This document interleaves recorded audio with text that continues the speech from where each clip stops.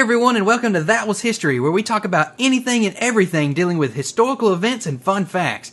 Be sure to stick around with us as we talk about cybercrime and plenty of other great stories today. Alright, let's get started.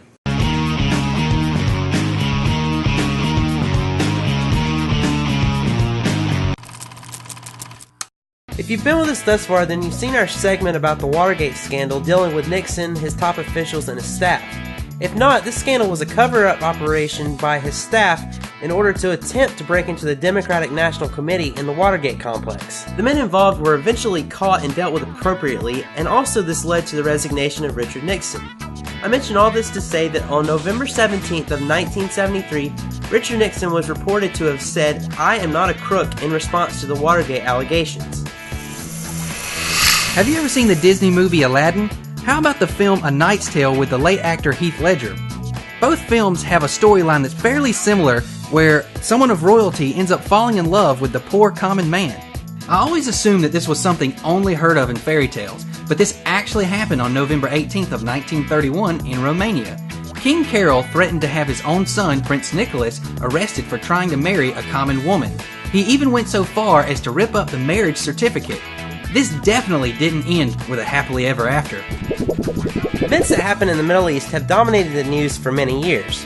This is largely due to the fact that Israel and the rest of the Arab world are constantly feuding and seem to always sit on the verge of war.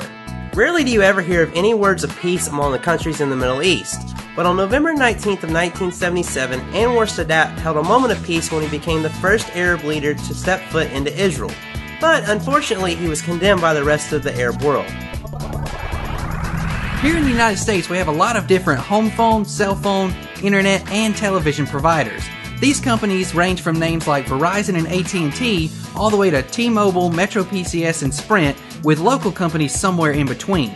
Today, these companies are well known all throughout the United States and are typically considered legitimate businesses. AT&T has been around for a long time, but the government hasn't always been satisfied with their existence. On November 20th of 1974, the Justice Department tried to file an anti-lawsuit against AT&T, which would prevent them from becoming a monopoly. As you can tell, they're still around, but the goal was ultimately to break them apart so they would no longer exist.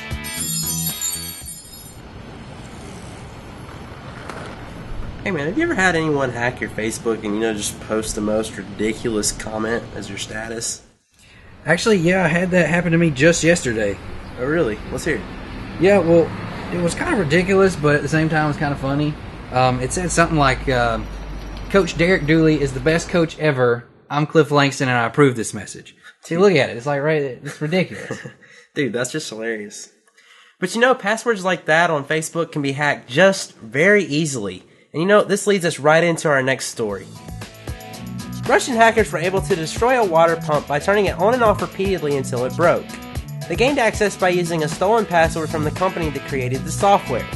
While this was being investigated by the FBI and Homeland Security, it brought attention to a facet of future terrorism against the United States infrastructure that could be dangerous if it was left alone. I'm pretty sure that my favorite way to shop is over the internet. I'd much rather go to an online store and order something and have it shipped to me through the mail. The mail service today is so advanced that you can quite literally order something today and it'll be on your doorstep tomorrow. As you know, the mail system hasn't always been this advanced, however. It used to take weeks to send a letter or a package across the country, and it would take months if it had to go overseas. One great step that revolutionized overseas delivery, however, was the China Clipper. This plane made it possible for you to deliver things across the Pacific Ocean, and it would be implemented for the very first time on November 2nd of 1935. Before we move on from November 22nd and go into our next segment, I wanted to take the time to wish everyone a happy Thanksgiving, and I hope that you enjoyed the festivities as much as we did here on That Was History. So in society today, you have your normal crimes, but then there's that sneaky crime that's hard as anything to catch someone in the act of committing. This act is called cybercrime.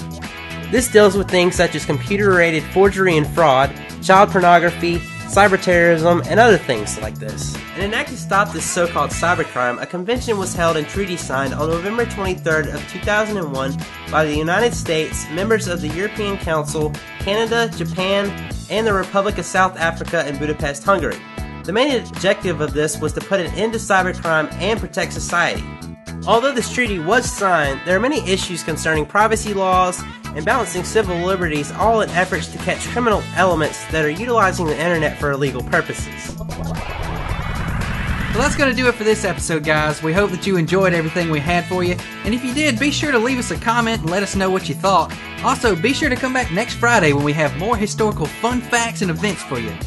If you would, please subscribe to our YouTube channel, follow us on Twitter, and we also encourage you to check out our Facebook page, because every Friday when we update there, it can be sent to your phone and you can see our video right from the Facebook page. So today in society you have your normal crimes, but then there's that sneaky crime that's hard as anything to catch someone in the act of committing. This act is called cyber terrorism. To further